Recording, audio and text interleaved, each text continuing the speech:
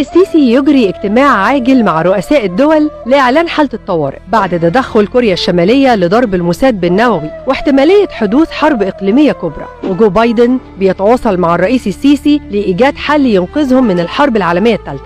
تفتكر ليه أكبر بلاد العالم بيتواصلوا مع السيسي بالذات عشان يحل أي كارثة عالمية؟ عايز تعرف؟ أنا هقولك بالمصادر والإثباتات، بس أنت ركز معايا. لو كنت فاكر إنه اللي ما يتسموش هم القوة المسيطرة تبقى غلطان، لكن على الرغم من التفكك في صفوفهم وضعف إمكانياتهم لدخول الحرب، إلا إنهم أعلنوا إنهم هيكونوا الولعة اللي هتخلي العالم كله يمسك في بعضه، وأكبر هدف قدامهم هي مصر، حلم حياتهم. مصر تقع وتحارب في أي دولة تانية زي إثيوبيا مثلا أو تركيا أو حتى إيران. أكيد كلنا سمعنا الأيام اللي فاتت عن اللي بيحصل بين إيران وولاد العم بعد ما الحوثيين والكتائب الإيرانية توعدوا بالثأر، وهددت مصر والأردن والسعودية إنه أي محاولة للتصدي للمسيرات تبقى